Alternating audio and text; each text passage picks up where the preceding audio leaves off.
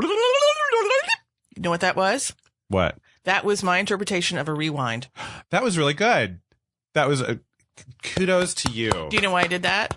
Because we're launching a new podcast. We and are. It's called We really The are. Rewind Project. And so we're learning how to rewind. Is that going to be a feature staple? Probably not, the because new I felt show? really stupid when I did it. Which is why I loved it. The Rewind Project is our show for next year. And it's a series of 4 little mini seasons looking at movies that are either 75, 50, 25, or 10 years old. And we're really looking forward to it. So what that means for you, our dear listeners, is that you're going to have to find us in a slightly different place. But you don't have to go from where you are now. No. Okay, if you're still subscribed, if you're subscribed to Pop-Operation, stay subscribed. Yes. And be our Facebook friend. Go to our website, thepopoperationroom.com. All of that is going to stay the same because basically this is a Pop-Operation Presents Yes. The Rewind Project. But if you subscribe to Pop-Operation Room, you're also going to have to subscribe to the Rewind Project when that comes out. And that's why we want you to stick with us, because we'll tell you all that stuff when it's coming up. What's to know is that Pop-Operation was really fun. We've learned a lot. Maybe it'll come back, maybe not. We're not making any plans as far as Pop-Operation goes at all. What we learned is that pop culture is a really big canvas, and what we really enjoy talking about were these movies. And so we're just going to narrow our focus on the movies, and also because we can't possibly do things that are too current because we don't have professional studios and we can't, Right. we record things ahead of time. We don't have a staff. Yeah, we thought Except for, Frank's except for Frank. Hi, Frank. Hello. That we thought it would probably be better to do something that kind of focused on old movies, and we like old movies, so why not just go where we like to go? But we're going to put a little bit of spin. We are going to have a third chair on every episode, so there's going to be an added personality there that so that can be fun. Yes, Add a little bit some of the ones that you're familiar with will be Yes. coming back. Frank, you're Yes. coming back next year. I am? You are. Awesome. Oh, dear God. But we're also, what part of the deal of looking at these movies, and again, as Eric said, movies from 1944, 1969, 1994, and 2009. We're going to look at 6 of movies from each of those years that were popular at the time. And a lot of the discussion, we're hoping, a little bit of history, yes, but it will be to talk about, could those movies still be a hit now? Did they age well? And, did they have any kind of real implication on where we are today kind of thing? And what do they say about us then? What do they say about us now? Yeah. What's it like and to watch do we these like movies them now? Yeah. Because sometimes that changes as well. Exactly.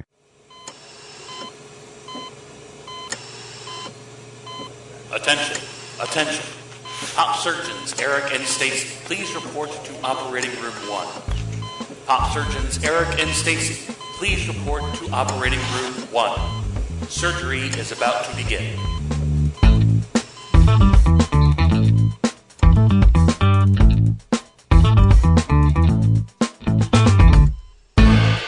It's Pop-Operation. I'm Stacy. I'm Eric. It's Christmas. It is Christmas, and this is actually our last show of the saison. Yes. Yes, the last show of the year. Merry Christmas, everyone. After this, we are going to Happy take it holidays. easy. And we are going to discuss my very favorite Christmas movie. Okay, when you brought this up to me as a Christmas thing, Uh-huh. I'm like, okay, this is one of Eric's, because it has winter in the title, apparently it's Christmas. It takes place at Christmas. It literally takes place at Christmas, and when it came out in Christmas, I believe, because the promos, the trailers are like, spend Christmas with the best family or whatever. I don't know, a nice English family. It's a family reunion The at Lion Christmas time. in Winter. The Lion in Winter. Full of peace, love, goodwill, and family From values. 1968, and it stars Peter O'Toole and Katharine Hepburn, and some other people that we'll get to. But it is not a modern day classic. It was a play first, It was. and it was written by, who's the play written by? James Goldman wrote the play. And this, Not a hit. The play was not a hit. not a hit. Well, it's a chitty chatty chat kind of script. Yeah, it is. It was directed by Anthony Harvey. It's funny because didn't Guess Who's Coming to Dinner come out around the same time as That this? was 69. That No, was 67. 67. Okay. Yeah. Okay. So this is, Katharine Hepburn had a lot of work this around this time. Oh yeah, no, she. So what I heard she was the big name. She came to do The Lion and Winter. She took this role because it was overseas. Spencer had just died, and she wanted to throw herself into something that would keep her busy, and she had to get away, and she was like, work. Oh, that's right. Spencer had just died. That explains some of the tears in this. Yes, and the performance, I think a little bit of that comes through because she is in love with somebody that she can't have, and there's a lot of that at the surface, and she just lets it roar. She's amazing in this. So why, though? Let's go with this. Why is it your favorite Christmas movie? I will tell you right now. I do like this movie. I'd forgotten that I liked it, but I do like it, but not for Christmas reasons. And I'll be honest with you, I don't have to see it every year. It would never, ever. So why is it your favorite? Well, that's kind of a joke. I mean, my favorite Christmas movie in the way that some people say Die Hard is their favorite Christmas movie. And then there's this whole, it's not a Christmas movie. And it's like, look, it takes place at Christmas. And if you want it to be a Christmas movie, then it's a Christmas movie. So it's a way that I like, poke people in the eye a little bit. But I do love this movie, and sometimes those things that are Christmas classics, I'm thinking Miracle on 34th Street, they're so treacly. It's like, let's just have some backstabbing, family dynamics and just really bitchy dialogue, and isn't that more fun? Well, so let's just call it my favorite Christmas movie for those reasons. Sometimes it's more fun, but I will say this: sometimes it's nice to be a little bit more real. Here's what I'm going to say: probably the perfect thing was Somewhere in Between, because this is not about a loving family coming together and singing carols. No. It doesn't happen. No. One of my favorite lines in the whole thing is, should we hang the holly or each other? Is how they get together. Which actually should be the tagline. Yeah. That should be the tagline of this movie, because it is really just about machinations and just weird stuff happening, secrets and plotting and wheeling and dealing, at a royal court. Yeah. So here's the setup. I'm tempted to say it's the plot, but it's not really the plot. It's the setup.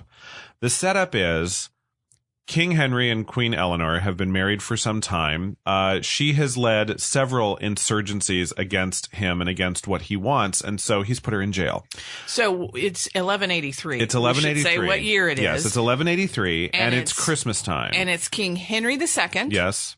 And Eleanor of Aquitaine. Yes. All of the characters, for the most part, are historical characters. Yes. They existed.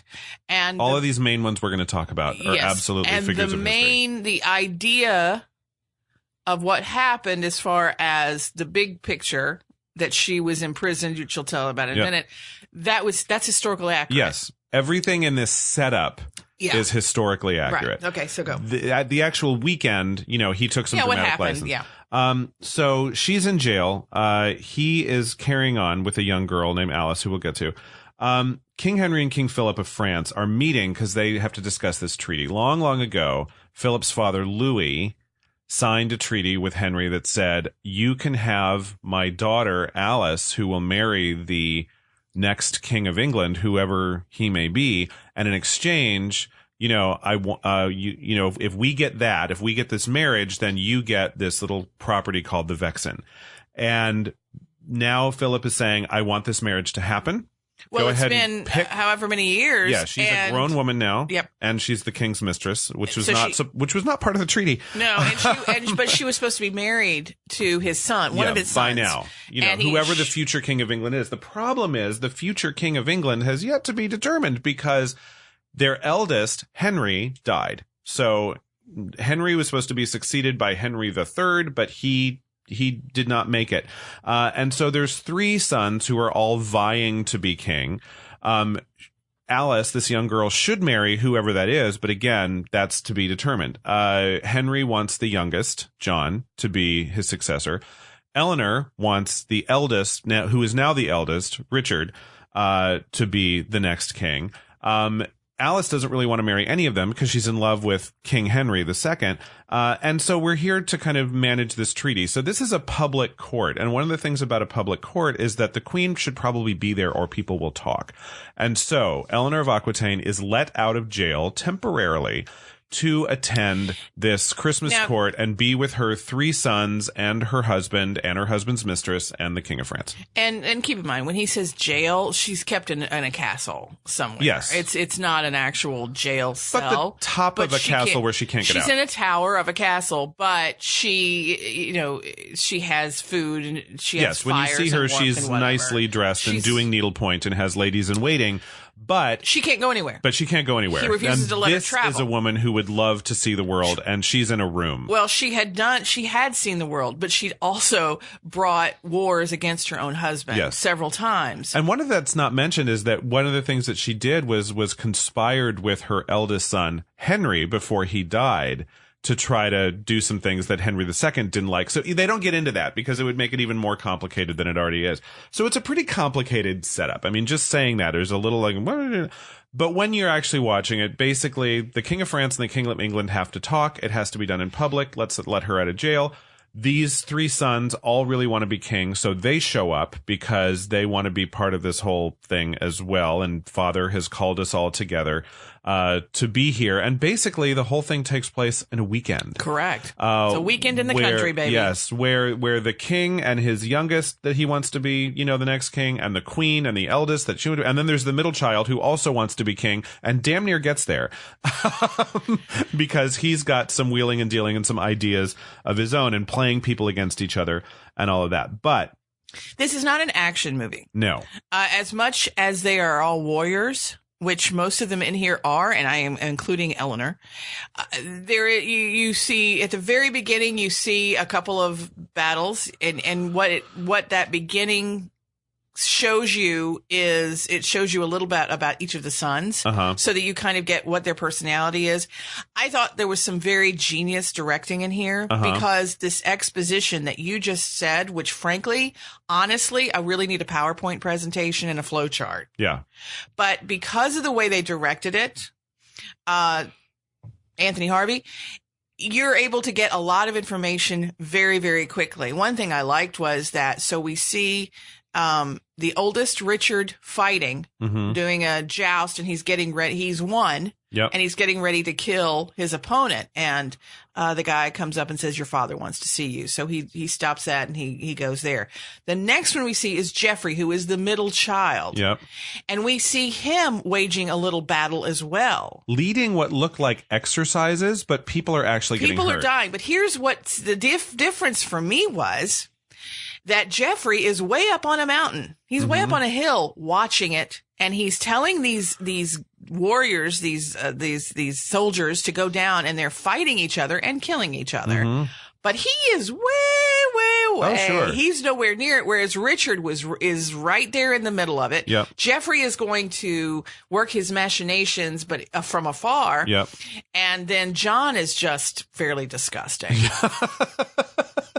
There's something there's a lot of stuff in the dialogue to suggest that John is not the sharpest knife in the drawer, and that, he's got, Alice complains, he has pimples and he smells of compost. Right. And that is, it's not a very flattering portrait. No, and it's the one performance, though, that I do take a little bit of issue with in this, is that was John really what does Henry see in John is my question. It's like, who on earth would believe that of these 3 men standing before you, John is the best suited to become king? Well, I think part of that is that at one point at the end, she's like, "Why, John? Seriously?" And he said, "Because you took the best one away." And he does it. Near the end, he says a lot. Henry II says a lot. Richard was the best one. Yeah. And what happened is she took Richard away is how he feels about it. And so Richard was her favorite, and Richard liked her more. And so Henry's sitting there going, "I got nothing," because Jeffrey wasn't anybody's. Yeah. Jeffrey wasn't anybody's, and we're not really sure why, really, except unless if as a child he was just so into himself that he seemed cold, and then he became that way. Although there's a moment where he goes to his mother and he just asks why. Like, why did no one ever? And she said she didn't know. And she said, "I have no idea." Yeah. I don't have an answer. The middle child seems to be, in some ways, is the most devious, and possibly the most like his parents. Yeah.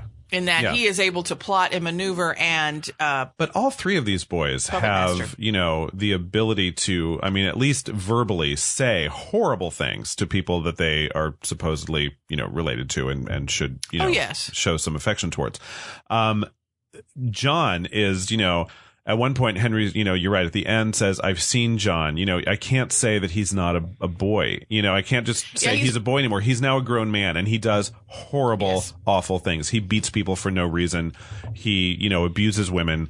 All kinds of things are going on with him that I can no longer excuse because he's a child. Yep. No, and if nothing else comes out of this weekend, which frankly nothing else did come out of this weekend, in theory, Henry walked away realizing that John was not the greatest one. I would like to say that historically, you have Richard did become king, and he is the one who had the crusades and went off on the crusades. Yes, the second crusades, because the first crusades are actually mentioned. They were Louis from France. Yep. Right. And these are the second crusades.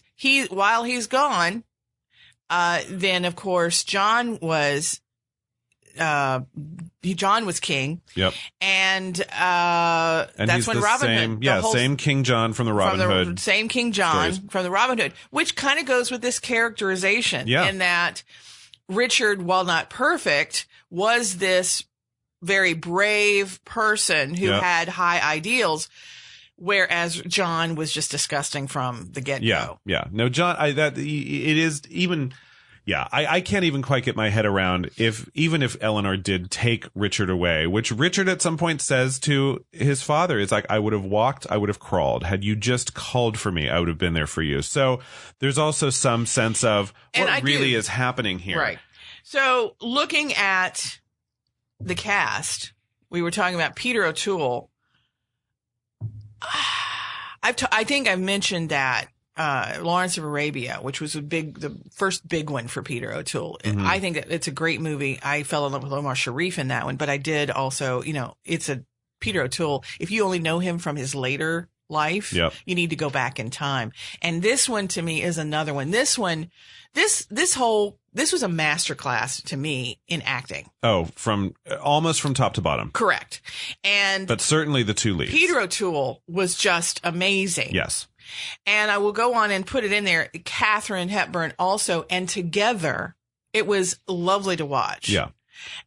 So deceptively difficult too. I think because so many people love all the dialogue in this, and there's so many quotable quotes. And I put on Facebook, I was telling you that I was watching The Lion and Winter in prep for this episode, and I got 25 comments from friends of mine. There were just lines of dialogue from the show because there's so many great lines that people just love. But they're not easy to say well. I mean, you have to have good actors to pull this off. And yes, and here's what I will say also. So I've always loved Peter O'Toole, and watching this again, if you've seen something like My Favorite Year, where he is absolutely wonderful, but then go back and see this as well, because this is him. He was really good even when he was young, and I absolutely loved it. But here, I have appreciated and respected Katharine Hepburn's work. All right. Never really. I don't enjoy necessarily watching her. She's a little too stylized for me. I find her a little cold. What I will say about this movie is that because of the years that had gone by, because this is, as we said, this is near the end of the 60s. Yep. And she was quite a bit older. Yep. She was brilliant. And again, some of it may have to do with the fact of what was going on in her real life. Yes. But I saw things there are things in this movie that she does and puts on the screen that she has never, in my opinion, ever put on before. Yeah. And I sat there and went, okay, you know what? You get props from me, Katharine Hepburn. I never give you props. I always kind of go, all right, golf clap. I give you a full-blown standing O on this one. Oh yeah, there's a scene towards the end where they're talking, and again, some of the stuff is right there in the dialogue. So it's like you have to play it, So you think about, how an actor approaches a role, and how much of it is their own invention, and how much of it is like, well, I have to do this because the dialogue says. At the end, he actually, the king says to the queen, "Here's all the stuff that we've lost. Here's how bad life is, and you're smiling." And her response is, "It's how I register despair." And I believed that smile was absolutely honest. I believed that she was in despair. She had just 2 moments before crying in his arms, repeating, "I want to die, I want to die, I want to die." And I believed it all. I mean, it was just, and how these characters can flip on a dime sometimes. I wanted to mention that this was a writing thing in that they will go from one extreme to the other in a matter of 15 seconds. Yep. And for an actor, for anybody, that is extremely difficult to do. And then add on that, we're going to do it believably. Yep. Damn. Yeah, there's another and I'm going to be bringing up these moments, all the time, because it is a play about just amazing moments. That is what it is. And there's just so many of them. But leading up to, spoiler alert, by the time we get to the end of this movie, every single of major character is exactly where they started. Yeah. So there's really no forward movement in this plot at all. That's why we say it's a plot, but it's really a setup. And it's also where we end. The only thing is that maybe his opinion of John has changed a little bit. But we are not assured that. No. And none of them are any closer to actually becoming king or having that in any way made official. But there's this one moment where she looks at him and says, and you believe in the moment with absolute sincerity, and I still kind of believe it.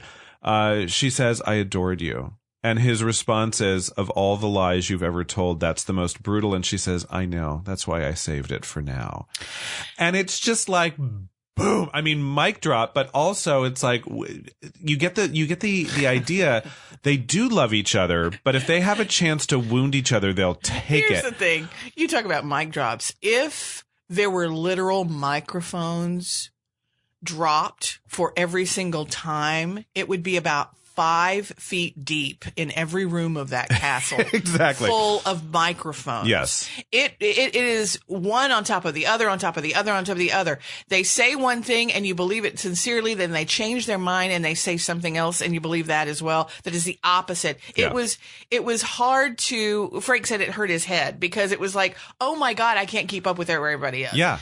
And it does hold up to multiple viewings in that way. There are things that you will catch the second time that you don't get the first time, because there's so much verbal machinations happening. It was very fun. Here's another thing. If all you've seen of Anthony Hopkins is Silence of the Lambs or of Thor, for example, you need to go back. This is where he started. Again, this was in the trailers. They were like, introducing Anthony Hopkins. Yes. And I look back on IMDb and I was like, was this his first film role? He'd done a little bit of TV and he'd done some minor British. I don't think this is his first big role. One. Yeah. This is his first big role. It's the first time that he wasn't like, some supporting character with 3 lines. Yeah. He'd made a mark in the theater world up to this point, which is how he got this.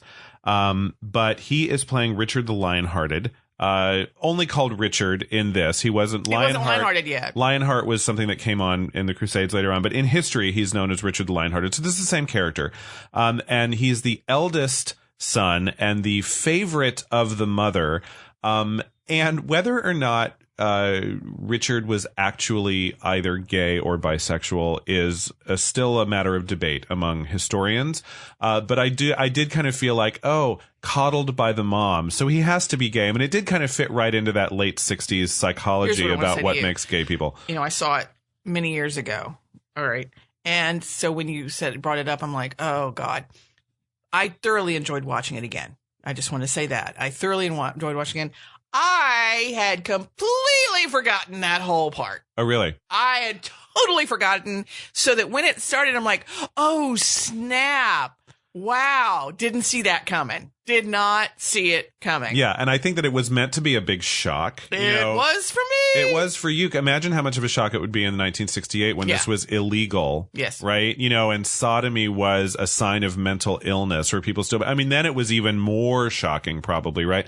But there is about halfway through the movie, we learned that Richard and Philip, King Philip, before he was king, had a clandestine homosexual affair, and that Richard, at least, is still very much pining for the young, dashing king, and Timothy Dalton, who wouldn't. So Anthony Hopkins, I thought he did a great job. He stood up. At one point, several points, he is literally face to face with Katharine Hepburn, and there, of course, wallpaper being chewed on left and right. He was right there with her. Yes. I was very proud of him. He was Yeah. awesome. He was, again, you see in some of these great actors why they are legends and why their careers stood the test of time. Yeah. And he was right there toe to toe with her. Yeah, I really believe that good actors are just made better when you give them a really good actor. I mean, we talk sometimes about, you watch scenes with a really good actor and somebody who's not so great, and it's like, oh, so-and-so's just wiping the floor with so, but it's never a competition. I mean, Katharine Hepburn wasn't doing anything to try to diminish anyone else's performance, and she was made better by working opposite Anthony Hopkins, quite frankly. Well, you and I both know that it is, you feel as an actor when you're on stage with somebody, if they're good, they make you better. Yeah. Because you have to you want to rise up to their level of performance. And if you have talent, there's really nothing intimidating about being on a stage or in front of a camera with someone who's really good. It's great. What's intimidating is working with people who are just wooden blocks of nothing. It's not intimidating. It's just depressing as hell. But yeah, I thought Anthony did a great job. Yep. The middle son was John Castle, which you've seen him in a dozen things. Yeah. He's major stuff in British things since then. If you're an Anglophile like Stacey, I've seen him in a crap ton. Usually he plays the villain, interestingly enough. He's very good. Yeah. He's very good. My guess is he probably started on stage. He's just that good. He's this quiet menace. Yes. He was able to put out there very, very well. Exactly. But there's this line that we talked about before we started recording, and it's his best line in the entire movie, where he starts and he says, I know. You know I know. I know you know I know. Henry knows we know, and we know that Henry knows it. And by the time he gets halfway into this, you're like, this is so dumb. And then finally he just ends up by saying, we're a knowledgeable family. And it's a great line. And he just, he approaches, he walks right up to that edge of parody and then drops the final. What was interesting about that particular line, and again, this goes because this writer had up to this point, I was just blown away. The lines were wonderful. They were beautiful. They were brutal. They were cruel, but they were beautiful in their cruelty. And funny. And funny as hef. But so he starts with this, I know, you know, I know. I know, you know, I know, you know. And he goes through down that thing, and I'm sitting there going, wow, this is a step back for this writer. I'm a little sorry that he decided to do this. Then he gets to the end of the line, and he says, we're a very knowledgeable family. And I'm like, oh, mic drop, which just, as I said, goes on. At that point, it was only 2 feet tall. Yeah, exactly. But yeah, he was great. Again, really, really spot on.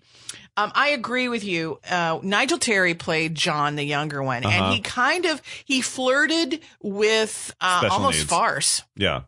I was thinking flirted with special needs. Well, as far as his acting style, it was almost farce. It was that let's go beyond this to where we're just really, really mentally challenged, just gross. I mean, he had everything but a lot of big, physical pimples and whatnot. Yeah. And sometimes he did, but it was just like, it was a little, here's a problem compared to everybody else who was doing this more of a realistic, subtle kind of thing.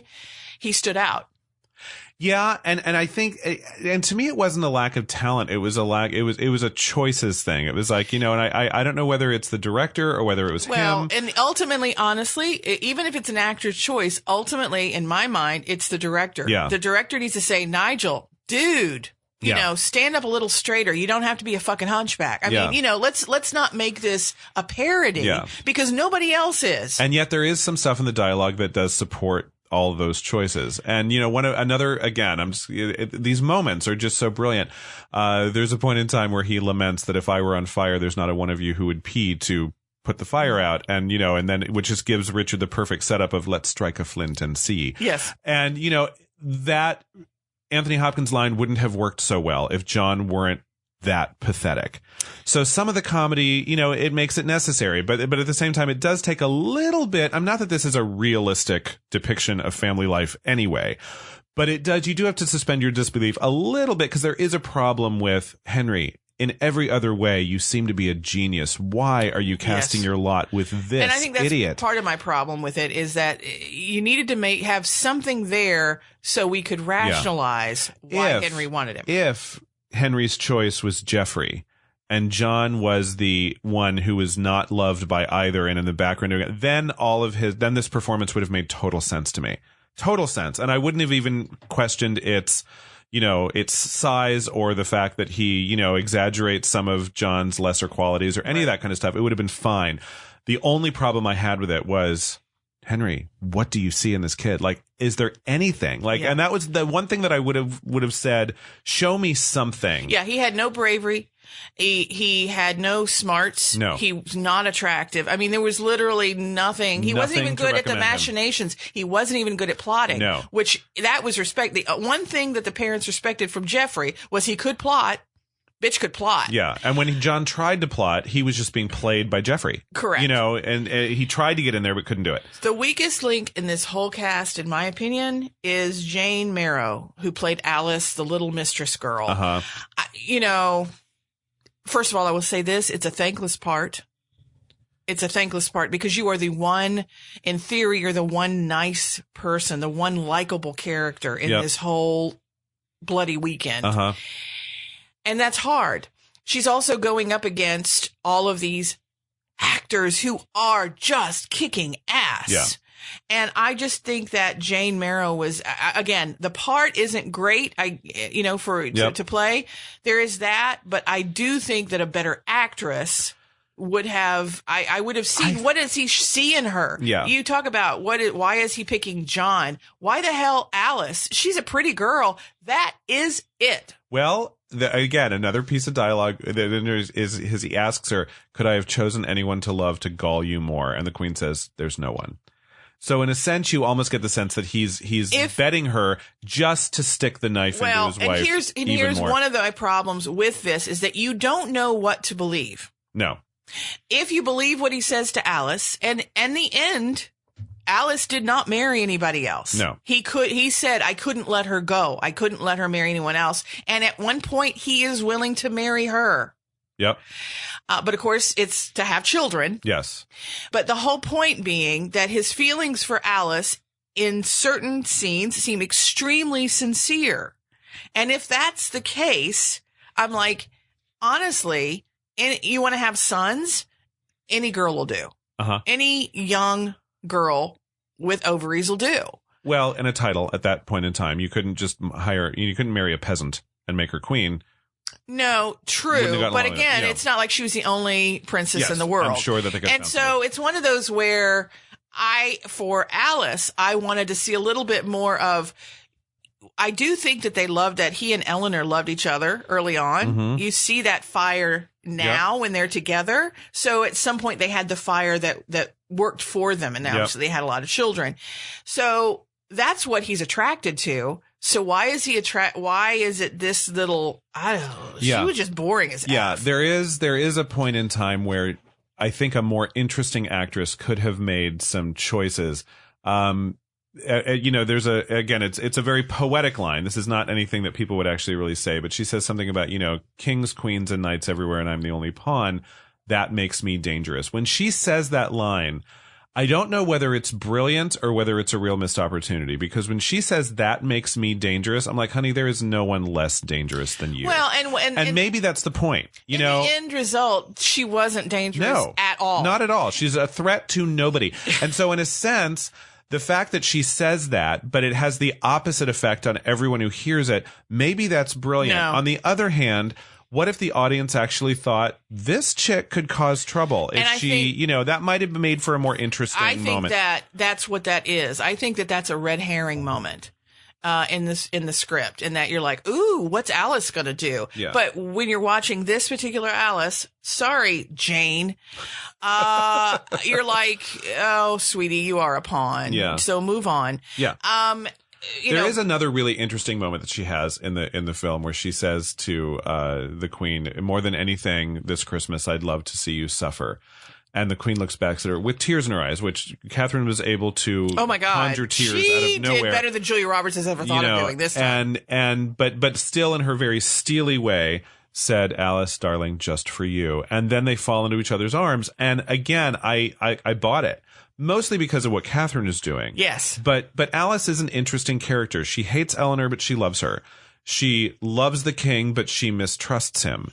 There's, she's got as many layers as anybody else in this. And I think I'm coming to the point where I agree with you. I think a more interesting actress who could play a few more layers would have made this whole thing even more interesting. I think Jen gave up. I think she's sitting there going, I got Katharine Hepburn here, and I've got Peter O'Toole here. I got nothing. See, going back to my earlier theory, though, somebody who had a little bit of that already would have said, "Oh, this is fun. I can so up my game. I can do so many interesting things, and they'll play with it." I agree. Too bad she didn't. That's so there's that. But she doesn't ruin the movie by any. No, she doesn't ruin it because of everybody else. Yeah. And then Timothy Dalton plays King Philip, young, dishy French Timothy Dalton. king, and he was very young. His voice is much higher than you ever heard it. That's what shocked me. Is I remember him from He-Man and the Master of the Universe, even, or James Bond. His voice very low. It's very, very low now, but of course he's quite a bit older. Yeah. But it was very strange. His voice is very high. Now he is 20 when he's doing it, and he's playing a 17-year-old. Yeah. King Philip is about 17. Is the idea. And one of the running things is that Henry always refers to him as boy. And so he does have to be somewhat boyish. Yes. And he did have a nice full beard and a nice, square jaw and, very dishy, very nice to look at. Yeah.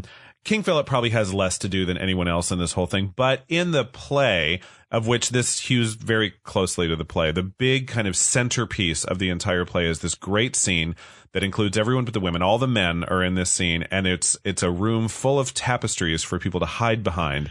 It became a bedroom farce at one point, but they acknowledge it. It's like, may we? That's what tapestries are for, And so there's a lot of places where the script looks away from itself just to reference itself, so that it's in on the joke. There's another part of the play where somebody draws a knife, and it's like, he has a knife, and it's like, of course he has a knife. It's 1183, and we're barbarians, And so there are moments where we kind of step out of it and go, and then step right back into it so that we don't lose the action. But it knows how silly it is. But sometimes. it doesn't jump out too much. And the reason it doesn't jump out is because we've already been shown how smart these characters are. Yeah. So you're like, you know what?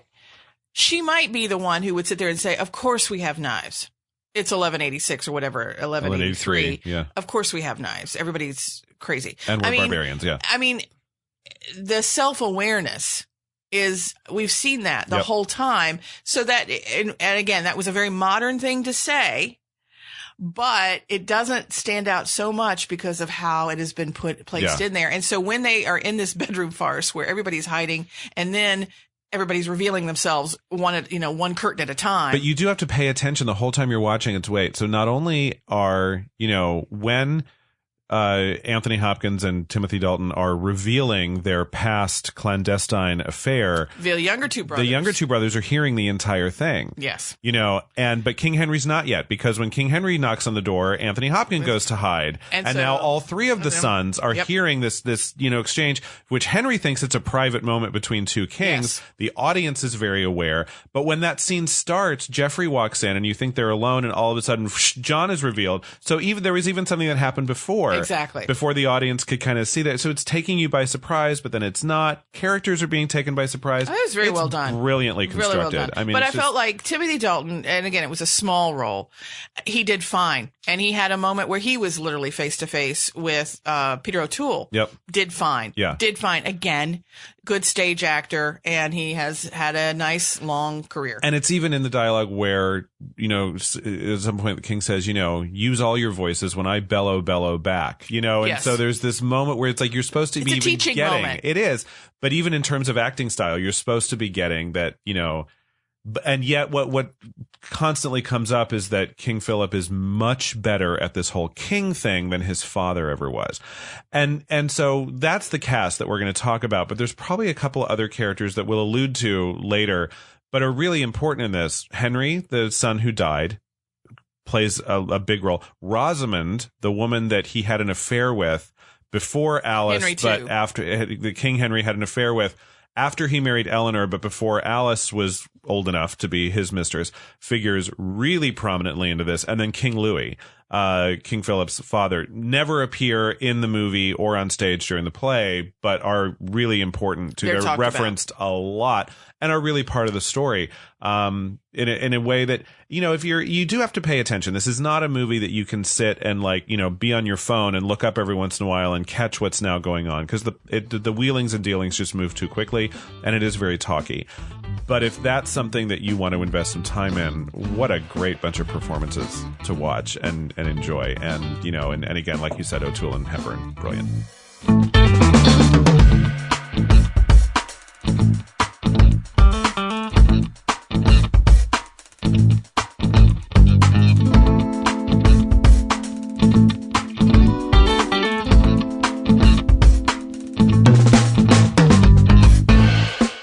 So I've already talked about how I think Peter O'Toole and Katharine Hepburn just rocked this. Yes. Just rocked it. And again, masterclass. You want to see just some damn good screen acting. This is the one. This is the one. You know how you know it's so good? Have you seen the remake? No. That they did for TV? No. Yeah, Patrick Stewart and Glenn Close. See, even that doesn't sound right Eleanor. To me. See, I heard it was coming, and I was looking, because they're both great. I mean, Patrick Stewart and Glenn Close, how can you go wrong? Two fantastic actors, and yet there was just something there that was, the joy was not there in the second one. Maybe that's what it is. All very, where this is, it's the material is so dark, and these people are so hateful.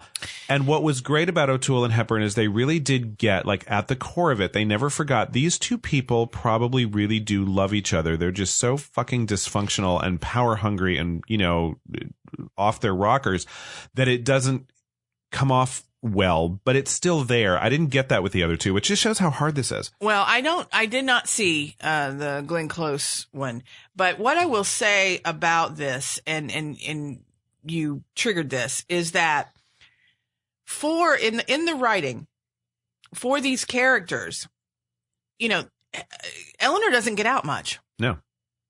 Maybe once a year for Christmas. Maybe. So she's excited to be out, but you get the feeling that this is it's like their family game night. Mm-hmm.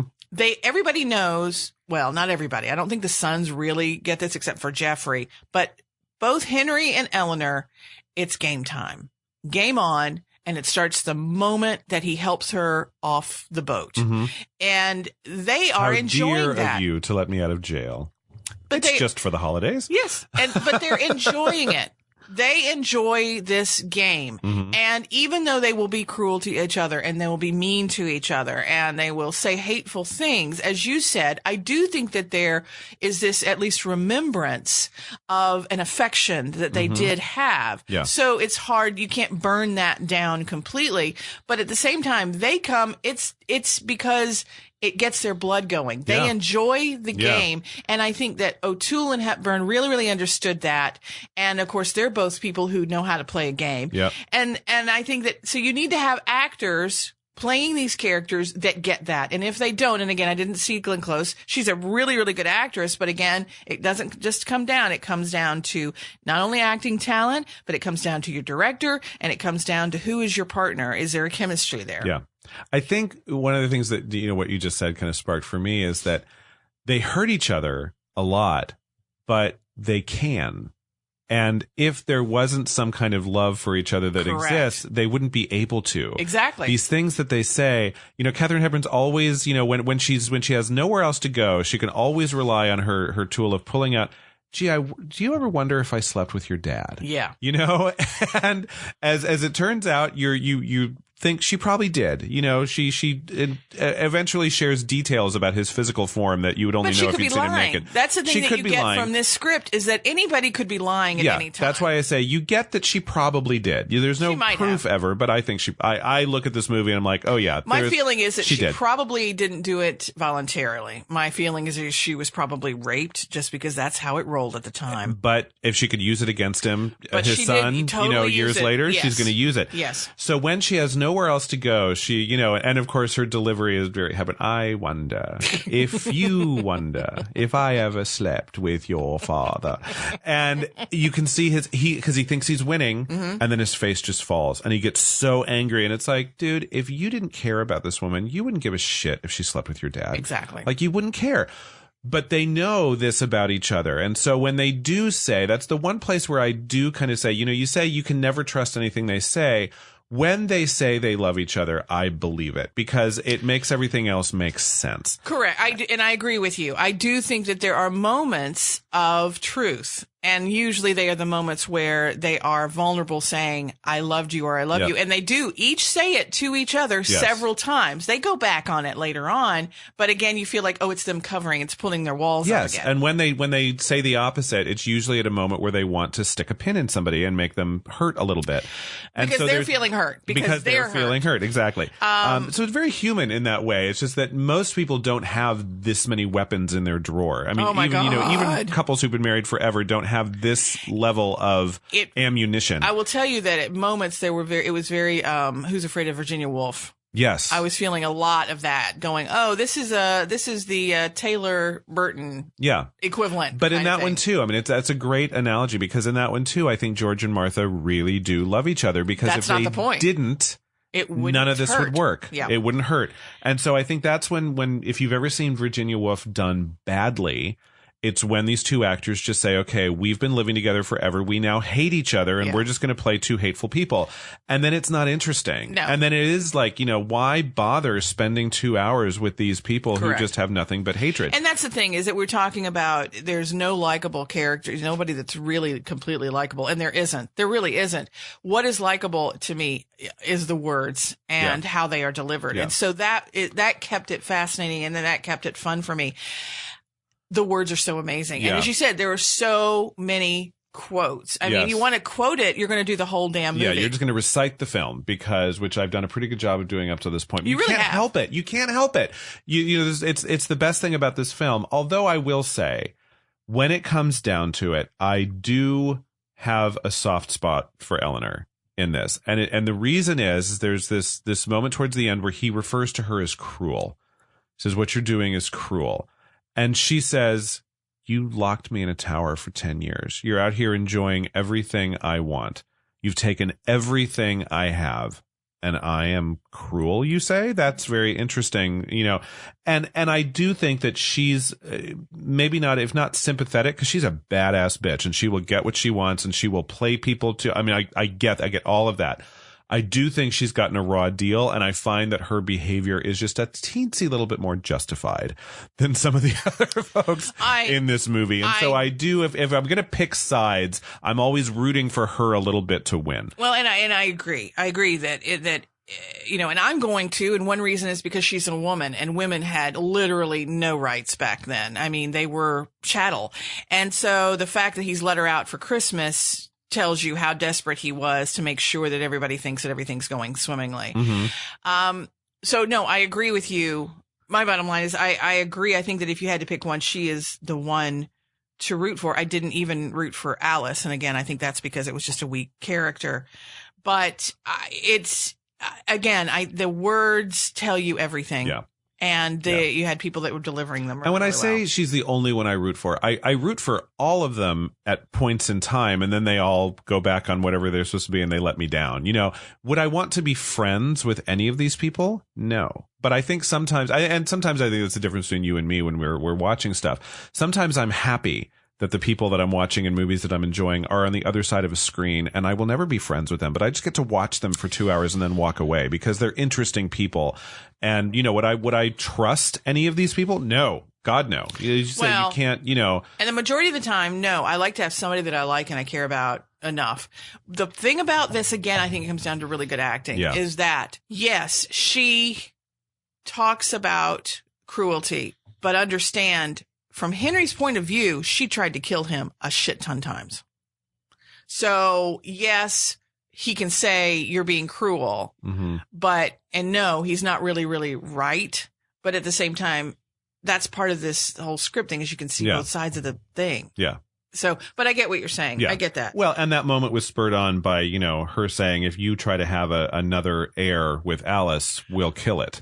Correct. And that's a subplot that comes up when he's decided that he's not going to pick John because John is so disgusting. Yeah. So he's like, fuck all my sons. Yep. I'm going to start over. I'm going to marry Alice. But first I have to get my marriage annulled, from my marriage with Eleanor annulled. That means he's got to leave to go to the Pope. Yeah. And she's like, you're going to leave us here? Exactly. And that's plot twist number 5. We haven't even gotten into the idea that Geoffrey conned John into starting up an insurrection with Philip.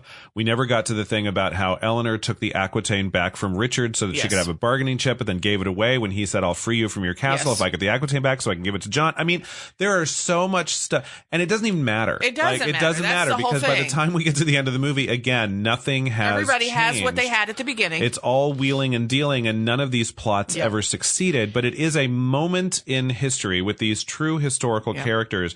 And it's a portrait. To me, what's so interesting about this is that this is a family, right? And so there are times when mother and son deal with each other as mother and son, and husband and wife deal with each other as husband and wife. But they're also very powerful figures in a very political, you know, dynamic. And that is also happening at the same time. All of this is really about who gets to be king next. Well, and you were talking about that she will use anybody to do anything. And she is actually the one who sends Richard to go talk to Philip. Yes. About getting together and fighting Henry. And he doesn't want to. He says, I don't want to. You do it. And she says, you're friends. You're friends. And she just says you're friends. Again, she doesn't put it in quotes or anything. Okay. So that's why I was surprised by what happened. Yep. So he goes and he has this scene that we've already talked about. So later on, Henry confronts her and he says, how could you send Richard, whom you say that you care about? You sent him to Philip. And she looks up and she says, I was tired. I was busy. They were friends. Well, yeah, she repeats her. She says they were friends, but then she says, I was tired because they were friends. I think is the first thing she says, because she goes, they were friends. And then she realizes that's kind of bullshit. She goes, I was tired. I was busy. And it's, to me, again, I don't remember lines, as any director who's ever directed me will tell you. I don't remember lines. But I do remember that one because it was so, it was beautiful, but it was about, you realized they knew about him. Yes. And yet she did that to this son that she says she cares about the most. Yep. Again, you sit there and you keep getting reaffirmed. And again, that. Like in 2019 eyes, you're looking at this going, well, maybe she's sending him back to this boy that he's in love with, and maybe that'll work out. Of course, that wasn't what was going on in 1183, and it certainly wasn't what was going on in the minds of the 1968 audience who was watching this film for the first time. You're contributing to your son's mental illness is what was kind of going on then. And yet, the moments between Anthony Hopkins and Timothy Dalton, even though you don't know yet that Timothy Dalton is playing Anthony Hopkins and doesn't, you know, maybe is gay and maybe is not, it doesn't matter, does not love this man, is willing to throw him under the bus, you know, in a second if it means scoring points with the King of England. But Anthony Hopkins' performance, he's in love with this man. You know, and it was lovely. It wasn't a cliche. No, because as I said, I had forgotten about that little plot point. And so when it happened, I was like invested, and I'm like, oh shit. Yeah. And at that moment, I had nothing. That aged really well was my point, is that even though it was made in 1968, people had very different feelings about what it was to be gay. Anthony Hopkins' performance as the gay man, it was real, plays to this day. Yeah. He's not ill. He's not damaged. He's just in love with a person, and nobody else understands it. The most ill son is John. Yeah, or He's Jeffrey. Well, on the Jeffrey, sociopath but meter, if you're Jeffrey. looking at who looks like who is obviously ridiculous, because Henry mentions that John, you know, beats his slaves and stuff like that, beds his servant girls, right? And, whatever. You know. And we see him with women, but I mean, it's like he's disgusting. Yeah. Richard is never seen as disgusting, just as kind of, he has moments of anger management. Sure. But he also has moments of nobility. And correct. He's a soldier, and he's the bravest of all of them. Right. And this moment doesn't take away from the manhood. Exactly. Which is, again, it's 1968. Exactly. So a lot of, as we were talking about, all these things are great. There's so many good things about it. the relationships, the acting, the writing, the directing, I thought was really, really well done. Yep. I love it when exposition is shown to me and not told to me. And this is such a chatty play anyway. I loved the beginning. Yeah, when you meet all the three sons, it does kind of the tells you exactly who they are. And yet it's interesting that they're all completely silent scenes. Oh, yeah. You know, only Richard, your father wants to see you. And yes. Jeffrey, father has called for me. You know, yes. those are the only lines in the whole thing. Other than that, you just see them. And it's the same guy. Yeah. You see them who travels all over England, as well as goes to Salisbury's Power to fetch the Queen. It's one pretty, you know, why bother hiring 4 actors to say a line when you can get one But it's Henry's most trusted person. True. Because he's also the one who imprisons the boys. Yes. Who gathers the family and all that stuff. Yeah.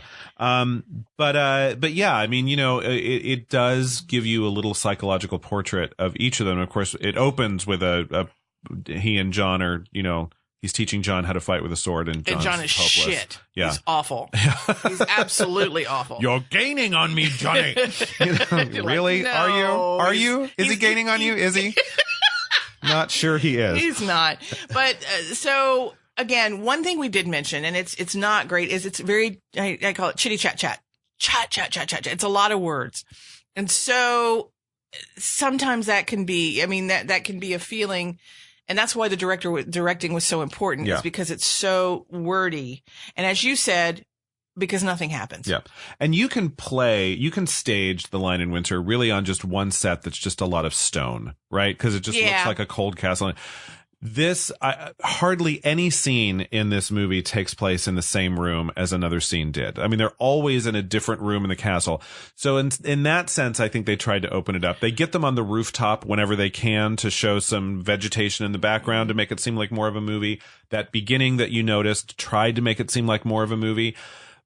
But it's a play that they put on film. And really, when you read the play, it's very close to, you know, the dialogue that's all here. I loved it, but I think that I would have a hard time watching it as a play because it is so chatty. I thought it was better that I was seeing it as a movie because I needed that moving. I needed them to be in different places or walking or doing something because they're talking all the time. And sometimes you needed that close-up of Katharine Hepburn with a tear vacillating out of her eyes so that you could see that something else was going on besides just what they were saying. Yeah. He had some wonderful close-ups as well. Oh, yeah. But when you get to the end, you're like, what happened? Nothing. Like, you know, if you don't enjoy really exploring these family dynamics and these relationships and the psychology of being in a family that's so driven by political power. And really, to me, that's what I love about this movie, is that it is a family drama and it's a political drama. And because it's a monarchy, those two are the exact same thing. Exactly. And they flip back and forth on a dime. And that's what makes it so interesting. As I said, I think that you know, you've got pro and con going on here. And we've also mentioned that it was hard to figure out who is the hero in this movie. Who is my protagonist? Because everybody seems to be the antagonist. And you're not even for Alice, because she's such a ween. And I really didn't. But even with that, again, I think it goes toward the writing and the directing, especially because you have to get people engaged in the beginning, and then they will go through it. Yeah. They will stick with it because it is not necessarily easy. Don't come in the middle. If you come in at the middle, you don't know what's going on, and it's just a lot of people talking, and you will disengage. Yeah. Come in at the beginning, though, where you get to know them, and that's what helps this, because the talkiness, the verbosity of it, that is a downside if you don't have good acting and directing. I will say that all of my friends who love Mean Girls and Steel Magnolias and all of these movies that are very popular in the gay community, I said, oh my God, we've got to watch The Lion in Winter. And I was so excited to show it to them. People were pouring their wine and little chit chat and and there were 8 people in a room, and this movie was on, and it was all these cold scenes in the castle. And about a half an hour into it, everyone's like, why do you like this movie? You have to pay attention. Yeah. You have to pay attention. And so it's still something that I'm like, okay, you know, this is why you're not enjoying this movie. And they're like, maybe we're not enjoying the movie because it's not a very good movie. And I'm like, no, you are wrong. You are objectively wrong. But it is a difficult film to watch in that kind of circumstance. Yeah, you can't have it in the background. It's not a background movie. No. That you can just every once in a while go, oh, that was funny, and then move back on to your, whatever you're talking about. And that's why repeated viewings actually, because I've seen it more than a couple of times, because it is something that I'll trot out and I do enjoy. Once you kind of get the story and okay, who's Rosamund and what about King Louis and what are, what's this treaty they're talking about and the Aquitaine and the Vexin and all these provinces they're talking about. Once that is no longer distracting you from what, is actually going on, then you can really invest yourselves in what these characters are doing. And then it's even more enjoyable because there is a lot of just, you might actually want to go on Wikipedia and just read, the executive summary of Eleanor of Aquitaine's life before you watch this movie. It'll help a little bit kind of understand all of this crap. Well, I will say also a podcast that I've talked about before, the History Chicks, they did a 2-parter podcast on Eleanor because, of course, her life took to, she was a badass. Yeah. And so, again, it's the podcast is the History Chicks, and they did, so they do, obviously, they do podcasts about women in history. They did Eleanor of Aquitaine. It was a 2-parter, and she was amazing. Yeah. And again, I agree with you. It helps you with this. Final Diagnosis, here's my deal. Do I think it's a Christmas movie? No, Eric, it is not a Christmas movie. It can be if you want it to be. But here's what I will say. If you have a bunch of holiday, time off, you have a lot of vacation time going over this period and you just get too strung out because you've watched Elf or you've watched Miracle on 34th Street or you've watched White Christmas just too much and you need a little something, I would suggest that this is a really good one. This is a quiet one. This is one when you've done all the shopping or everybody's gone, so it's cleared out and you can just sit down, the glass of wine and undisturbed and relax and watch some of the best acting you've ever seen, possibly some of the best dialogue you will ever hear. And again, it's done so well with the director and the actors. It is an enjoyable movie. It is funny. Understand you probably aren't going to like anybody in it as far as, there's no hero, but at the same time, you will appreciate everybody. And I think that, again, I think it is extremely enjoyable and definitely worth seeing. Yeah. And that's what I will say to you, but it's not at the end, there's no Merry Christmas. No. God bless us, everyone. No. I think the last lines are, I hope we live forever. Do you suppose there's any chance of it? Yes. Of it, yeah, I love it. I mean, I really do love this movie. And to me, what I love about it is that we talked a little bit about how funny it is, but to me, that's the main selling point of somebody who hasn't seen it before. It is so funny because of these lines and the delivery. The lines are on the page. If you just read the script, it's actually not nearly as funny as watching brilliant actors do this and flip on a dime and make it work. And it's just, it's a big lift. And as much as you think I've quoted every line in this movie, I haven't even scratched the surface of all the brilliance that are in every single scene. Chock-full. Every single scene. But also what I love about it is it's we haven't really talked much about this either, is that underneath, it's actually kind of touching how much these two people really do love each other, but have fucked it up so much by all the wheelings and dealings they've done politically in their lives that they've just ruined it. And they will always love each other. They'll always be, I think, the loves of each other's life. You talk about Rosamund as much as you want to. I think that these two, they're it for each other. And yet they can never just be. No, you can't go back because you can't go back. So much has there happened. Are consequences to previous actions. And so so in a way it's a tragic love story as much as it is just a festival of bitchy, shady dialogue, which is also just really, really fun. Exactly. So yeah, if you need a break, if you need some vodka in that tonic, for all these Christmas movies and all the if you hear the Christmas shoes too many times on the radio, turn on Lion and Winter. It'll be a nice antidote. Too many times. I agree with you. So even if you hear it just the one time, go home and watch Lion and Winter. It'll be a nice balance to all of that forced Christmas cheer. Happy holidays, everybody. Happy holidays. You've been listening to Popperation with Eric and Stacy, the podcast that dissects popular culture one bloody organ at a time. Subscribe today on iTunes, Google Play, Stitcher, YouTube, and any other podcast listening site or app. Follow us on Twitter and Facebook at Popperation Room. Check out our website at popperationroom.com for all of the podcasts, our blog, swag, and games. Until next time, when we're back in the scrubs. And it's all dependent on whether or not he can actually 69 his entire existing family. Exactly. Henry wants to 69 his entire family instead of 86. Oh, 86. Can we go back and fix that? We need to fix that. We need to fix that.